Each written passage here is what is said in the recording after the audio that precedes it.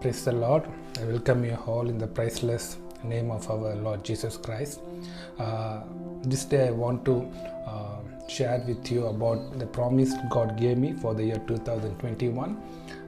Let me first read the promise verse for you, then we can go from there. It's Exodus chapter 34 verse 10. Exodus chapter 34 verse 10.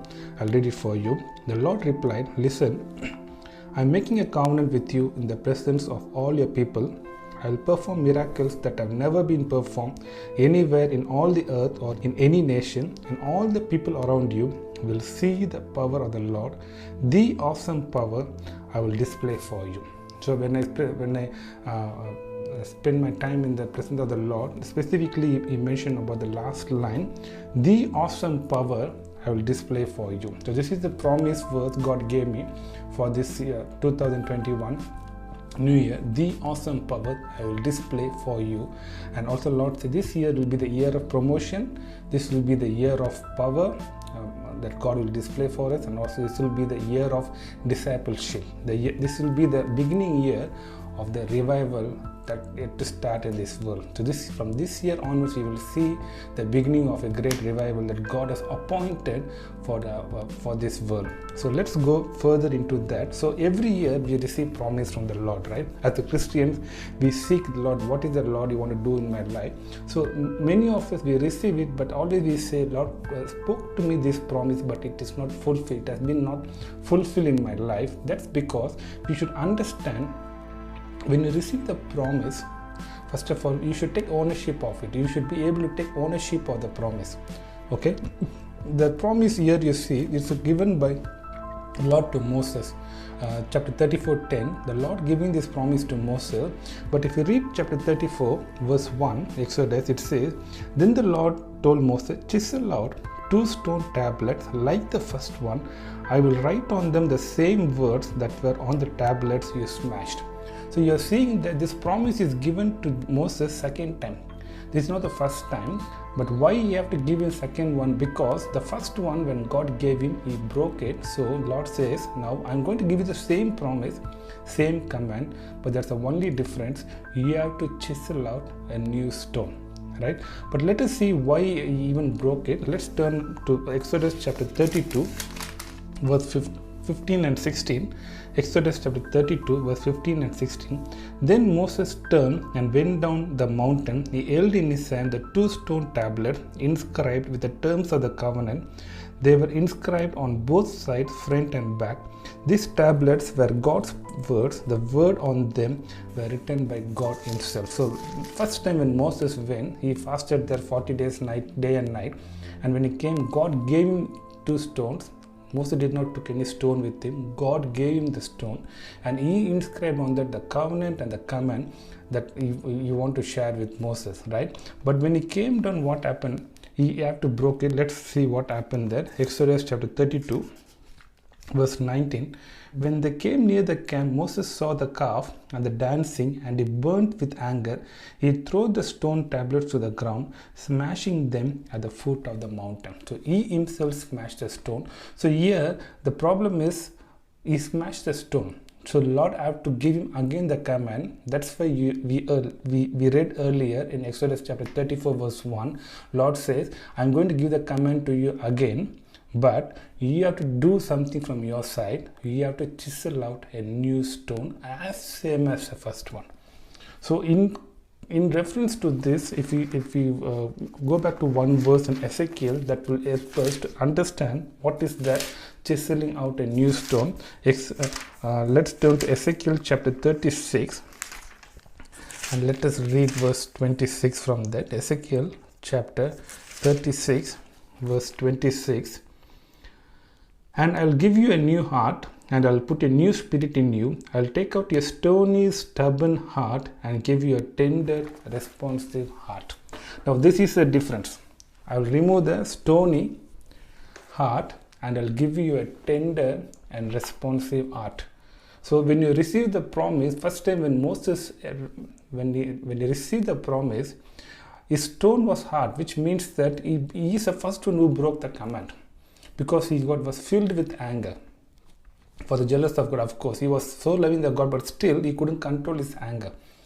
That's why he has broken. That's what Lord says. With the stony heart, you can't receive the promise. Lord says you should have a responsive, tender heart. When you receive the word from the Lord, you should be able to receive it. Right? You should have a responsive heart. Only then you can receive and you can take ownership of the promise. Right? If you so when you receive and when you have a responsive heart, only then God can fulfill the promise in your life. It's so wonderful to hear, like the Lord says, the awesome power I will display for you. To hear this, it's so tingling. Your ears are tingled with excitement, because Lord says, I will display my power, the awesome power for you. But that is something we have to play our role as well. We have to play our part. Our heart should be responsive. Only then it can make a difference. If you see, when initially first time when Moses received the promise, he came down, he broke the stone, and with all his burden, he was talking to Aaron. Why is that he led these people astray? Look at the response from Aaron. Let me read for you verse 21. Exodus chapter 32 verse 21. Finally he turned to Aaron and demanded, what did these people do to you to make you bring such terrible sin upon them? Don't get so upset, my lord. Aaron replied, you yourself know how evil these people are. There is no reverence from Aaron. He says, don't get upset, Lord. The way he sarcastically is replying to Moses as well, he is also pointing out on the people, and these people are dancing before Moses without any reverence. So there is totally no reverence for Moses, in spite of him fasting for 40 days, day and night, went to mountain to receive the word of God. He carried the word of God, but there is no reverence from the people, no reverence from Aaron. No one respects him. I think at some point you can relate with this. Sometimes we pray and go and talk to some people, but they don't give any respect to us. That's because it's not the word as a power, does not have the power. It's not that God has not spoken to you. Only thing is your heart is not ready to take it and give it to other people. The source of blessing. We have been called as a source of blessing. We are like iron wire used to transform the current, transform the power. Right? If we are corrupted at any point, if you see if the power got short. Like, we sometimes we lose power at our home because the line, the iron line, the wire, it cannot have any hardness. It should be same consistency throughout the line. Anywhere there is inconsistency, then it gets short. It gets cut. So same way, when your heart is not responsive, God can't use you as a channel. The same Moses, when he went second time, let's see what happened. Exodus chapter 34, verse 29 and 30. Exodus chapter 34, verse 29 and 30. When Moses came down Mount Sinai, carrying the 2 stone tablets inscribed the terms of the covenant, he was not aware that his face has become radiant because he has spoken to the Lord. So when Aaron and the people of the Israel saw the radiance of Moses' face, they were afraid to come near him. If you see, it's exactly the same. When Moses went second time, he again fasted 40 days, day and night. The same command God gave him. Nothing changed. What changed is he chiseled out his new stone. When he chiseled out his new stone, when he came down, the same people, the same Aaron who was talking to him sarcastically, the same people who didn't have any reverence for him, they were dancing, they were doing all sort of nonsense. But now they have been filled with fear. They were afraid to come near him. Why? Because what's the difference? He chiseled out his stone by himself. Okay, when your heart is responsive before the Lord, then you will carry the presence of the Lord and you will see the reverence from the people. You will see the reverence wherever you go. They may not even know the Lord, but they will show the reverence for you. So that is the cutting edge here. You have to understand. Your heart should set right. Only then all this will make sense. Whatever you are trying to do for the Lord or whatever the promise you receive, it will not come to pass unless our heart is responsive. Our heart is set right before the Lord. Only then you can take ownership of it. Now you are taking the ownership. Now you have to sustain it. So it is not a one-day process. You should understand. Walking with the Lord is a day-to-day process. It's not a one-day experience. Every day you have to walk, you have to set your life right with the Lord. Only then the God can use you. So you receive the promise and you have to walk every day according to the Lord. Let's turn to Joshua chapter 1. I read from verse 6 to 9 so you can understand what is that sustaining the promise of the Lord. Verse 6, chapter 1 verse 6, it says, "Be strong and courageous, for you are the one who will lead these people to possess all the land I swore to their ancestors I would give them. Be strong and very courageous. Be careful to obey all the instructions Moses gave you. Do not deviate from them, turning either to the right or to the left. Then you will be successful in everything you do. Study this book of instructions continually. Meditate on it day and night, so you will be sure to obey everything written on it. Only then you will prosper and succeed in all you do. This is my command. Be strong and courageous. Do not be afraid or discouraged, for the Lord your God is with you wherever you go." The Lord says, I am with you. I'll go with you wherever you go. But He also giving an instruction. Be careful to obey all the instruction. Do not turn to your right or to the left. Only then you will be successful. He says, meditate on it, on the instruction, on the book, day and night, so you'll be sure to obey everything written in it. So you have to meditate on the word of God and you have to obey it and do not turn away from it right or left. Only then the Lord says, this promise will be fulfilled. He says, I'll be with you, be strong, be courageous, wherever you go, I'll come with you. So His presence will be with you, provided this word of God should be your daily manna. This should be your daily food. This is not a religious book. You have to understand, this is a mirror. A Christian can check himself only from this mirror. Only this mirror will say where you are before the Lord. No one else can tell you, where you are before the Lord, but only this word of God can tell you where you are before the Lord, how God sees you, how you are before the Lord. That's why God says meditate on this day and night. Okay, this is not a religious book. It is not about just reading a verse verse every day or carrying with you wherever you go, but you meditate on it and you obey to the command. Only then you can sustain your calling, you sustain your promise. Then the promise can be fulfilled. That's what Joshua is doing that. And then if you read further, when you do that, something will happen. Let's read that. Joshua chapter 3, verse 1 to 5.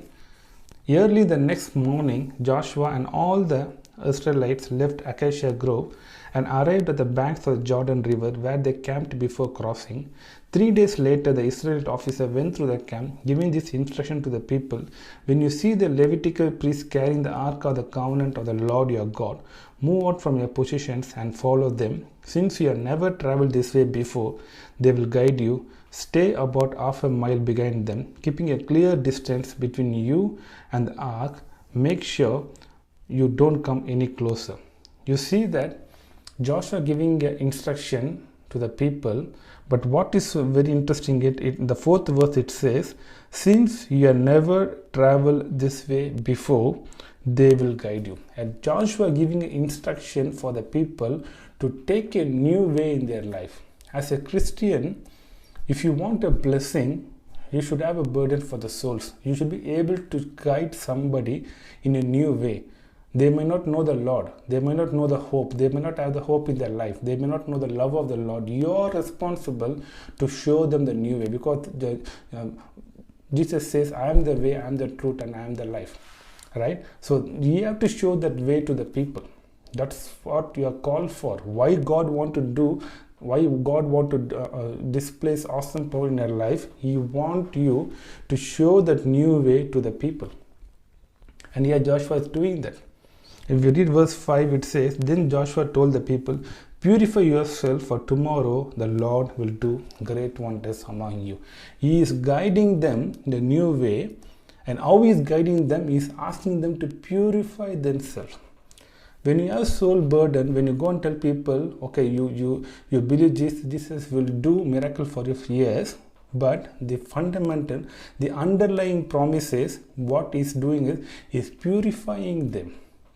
right? You should ensure they understand they are sinners, we are sinners, and we have been washed by the blood of Jesus. That should be your salvation message, not just when you come to Jesus you receive the blessing. What should be your salvation message? We are all a sinner, we fall short, but because what Jesus did in the cross, we got saved. And we are going to receive eternal life. We are going to live Jesus for eternal. That is what going to be your testimony. That is what you're going to do. Not just going to someone and tell that you believe Jesus, everything you touch will turn to gold. No. You have to understand that. See the way how Joshua is leading the people. He's leading them the new way and he's saying them, purify yourself. Only then you will see a new way in your life. And as a Christian today, if you want you want to see the awesome power that God will display in your life, you should have soul burden. And if you're not winning at least 2 souls in a year, then I think we don't qualify ourselves to call as a Christian. In an entire year, 365 days, if you can't share, if you can't lead 2 souls to the Lord, then we shouldn't call ourselves a Christian, because there is no hope in the world. We should be filled with a burden. When I say 2 souls, have you really prayed for them? You know people around you in the workplace, you know people around your family, you know people around among your relatives. Have you ever sincerely prayed for them? You even no need to go and talk to them, but are you praying for them? Or are you being judgmental on them? You know the challenges people going around you. There are so many people, they don't have hope. Your one word can make difference in their life. Your one word of hope. 1 year. And you see the verse 1, it says, early in the morning. Joshua woke up early in the morning. Do you have that experience? Because only early in the morning God can speak to you. If you miss out, you are going to speak what you have in your heart, but they don't want that. That's why a lot of friction, a lot of difference. They want to hear what God wants to say, and if you want to say to them what God wants to say, you should have experience of getting up in the early in the morning. Only then you can hear the voice of Lord. Then you go and talk to them, even without prayer, just a normal conversation. I tell you, every word, like when Moses came second time, you could see the people were feared because the presence they saw on him, the same presence will be upon you. You just have a normal conversation where people will see the presence of God. Your normal word will be a hope for them. And Lord will anoint your word. Lord will anoint your tongue. That is how kingdom of God operates. All you have to do is be prepared for it. When you're prepared, you can touch their heart. And you can give that hope. And God is waiting to meet those people. But we are the vessel. He is trusting in us. Please understand that when we are ready to do that, then God can display awesome power. And if you read further, after Joshua did that, the same chapter 3 verse 7, I read it for you.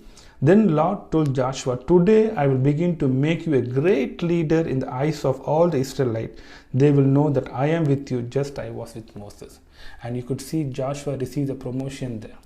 As I initially said, this will be a year of promotion. When Joshua, when he received it in the heart, when he sustained the promise, when he was getting up early, he was meditating the word of God, he was doing according to the command. He was not only meditating, but he was fulfilling the command. He was waking up early in the morning, showing a new way to the people, and with the right message of salvation. When he was doing the God's business, and God says now.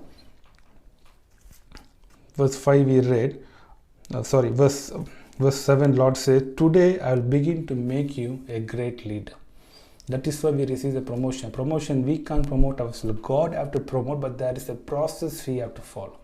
This year I tell you, God will promote you. It can be a ministry, it can be a workplace, it can be your financials, or it can be a relationship, whatever you're looking for, God will promote you. But all you have to do is, as we mentioned, you have to follow these steps. It starts from your heart. Your heart should be sensitive. Your heart should be ready to receive the word of God. It can't be hardened. And second thing is, you meditate the word of God. You have to sustain, meditate the word of God day and night, and obey to the word of God. And it should be a day-to-day life for us. And show a new way to the people. You should be filled with a burden for the souls. You should cry out for the souls and show them the right and share them the right salvation message. And then the Lord will promote you. This is a promise from the Lord. And when you became promoted as a Lord, then you could see the power of the Lord. Here you see the life of Joshua. I did it for you. Chapter 3, I'm reading from verse 11.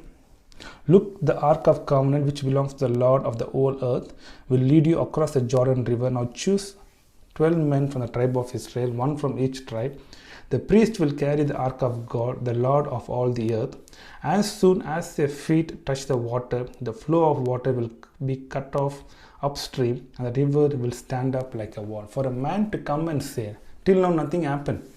He is hearing from the Lord and is coming telling to the people, thousands of people standing there, and the Levite standing there, priest standing there, and is telling before them, the river will stand still. How much faith you need to make the statement like that? He says a river, a downpouring river. Every one of you would have seen river in your life. Just imagine for someone to come and say this river will stand still, what amount of faith you need. But when you follow this process which we saw, it will happen. You will see the power of Lord operate in your life. And what is more beautiful is, you could say that for someone to believe is what the challenge. But here you see verse 14. So the people left their camp to cross the Jordan, and the priests who were carrying the Ark of Covenant went ahead of them. It was the harvest season, and the Jordan was overflowing its banks. But as soon as the feet of the priests who were carrying the ark touched the water at the river's edge, the water about the point began backing up a great distance away at a town called Adam, which is near Zarethan. And the water below that point flowed onto Dead Sea until the riverbed was dry. Then all the people crossed over near the town of Jericho.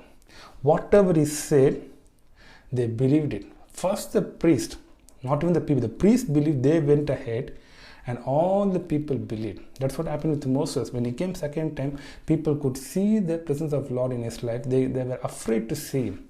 Same way here you see, he is doing a miracle. But the same kind of miracle Moses did before, he parted the sea. But that miracle is for salvation. This miracle is for discipleship, because here he is stopping the water to go to Canaan. Moses did a miracle to bring people out of Egypt. But here he is parting the river to take people into the Canaanite. It's a two other side. One is for salvation, but this one, it is for revival. This is for discipleship. The revival cannot happen unless people become disciple. That's why Jesus commanded, go onto the world and make all people disciple. He didn't talk about believer. He said make them a disciple. So this year, the Lord will display His awesome power in you to make people disciple for Jesus. Not as a believer, not as a disciple for you, as a disciple for Jesus. Only then you will see the power of Lord. So this year, as Lord promised, this is a year that's going to begin the revival, and we are going to be part of it. Every one of you who is listening to this video, I challenge you. You follow this process, and you will see the power of God display in your life. We no need to do that. You will hear the word of God. You no need to go and ask God, Lord, show me the power. Lord, let me, when you are going to show your power in my life. Rather, if you're continually meditating in the Lord, in the word of Lord, obeying to the word of Lord, having a burden for the soul, showing them a new way, sharing with them the message of salvation, every day morning, spending time in the presence of the Lord, hearing to His voice. If your heart is sensitive, your heart is responsive to His voice, I tell you, then He will tell you to do certain things. That through that He will perform His awesome power. He will display His awesome power for you. So this year, when the beginning of 2021, when you say, I have received this message, I received this promise, how you will know? When you finish this year, you should have at least bring 2 souls for the Lord. If you have not done that, then we are not worth having this promise. To hear this promise is good, it's nice. We are all excited to hear a promise like this, but how it can be fulfilled unless we have a burden for the souls? It doesn't make any sense for the Lord to fulfill the promise. Why you want to see the awesome power of the Lord? Why He should display His awesome power for us? If you just want to bless us, we are already blessed. The moment you receive the Lord, His blessing is upon you. We will receive His blessing. But you want to display His awesome power. There are many people fasting. That's what Moses did. He went 40 nights, day and night, without even water. He fasted first time, but he couldn't fulfill, he couldn't bring the awesome power of the Lord. But second time, when he set his heart right before the Lord, he could bring the presence of the Lord. Today, someone, I tell you prophetic, someone hearing this message, you have been praying for this awesome power in your life. You have been praying for this this gift of the Holy Spirit. Why it's not manifesting? It is not problem with your prayer. It's not problem with what you're trying to do, but your heart has to be set right before the Lord. Your heart should be responsive. Listen to Lord rather than you talk to Lord. Allow God to speak to your spirit. You spend your early morning, your first time with the Lord. You dedicate, you have to sacrifice. Your first hour should be given to the Lord. You do that, then you see. And you do the God's work and God's power will display through you. Do not ask for God's power without you doing the God's work in this world. God has called you to do His ministry. God has called you to do His work in this world. But when you do that, I tell you, you will stand as a testimony. Next year, when you again come back, you will testify that God displayed awesome power in your life. I have witnessed that. I'm not talking here just with the experience, not what I read from the Word of God. I've experienced all this in my life. There are people who are attacked with the polio. They started walking in my prayer meeting, but I never prayed for them. I was just preaching the Word of God. I was praying for the salvation. I was praying for the salvation of the souls. All of a sudden, people started walking. I have a video of that. But I never prayed for that. But God's power will manifest when you do His work. I could see the sense of the power of Lord as I speak to you now. The Lord has a glorious year for you this year for you, brother and sister. Just believe. Just hold on to His promise. Just follow what we meditated today. I tell you, you will see the awesome power of God in your life. Let us close our eyes as we pray. I want God to fulfill all this promise in your life this year. And I want each one of you to stand as a testimony for this word. Dear Lord, I pray for my dear brother and sister who are hearing this message, oh Lord. As you promised, the awesome power I will display among you, let it be fulfilled in their life, oh Lord. Help them to have a responsive heart to Jesus. Help them to spend the first hour of the day with you, Lord. Help them to meditate on your word and to obey to your voice of the Lord and not to turn left and right, oh Jesus, and follow your voice, oh Jesus. Help them, oh Lord, to do your work, oh Lord, to show new way to the people, to share the salvation story, or like the right salvation story, oh Lord. The right salvation story to the people, oh Jesus, so that they can be saved, oh Lord, and they can be included in your kingdom, oh Jesus. And when they do that, let them witness the power of the Lord in their life, oh Jesus. Whatever they're asking for today, there will be financial breakthrough. Let there be a breakthrough in relationship, oh Lord. Let there be a breakthrough in the workplace, oh Lord. Let there be a breakthrough in the family relationship, among their community, oh Lord. Whatever the ministry, whatever the promise you have spoken upon them, let it be fulfilled in this year, oh Lord. As you promised, this year is a year of promotion. This year is a year of God's power be manifested. This year you will, Lord, your promise, it's the beginning of a revival. This year will be the beginning year of the revival, the great revival to come, O Lord. Help us to qualify ourselves. Help us to get ready for revival, O Lord. I give everything into hands, O Lord. I pray in the mighty name of Jesus. Amen. Thank you, everyone. Thank you for watching this video. If possible, please share this video so that many can benefit from this word. Thank you. God bless you.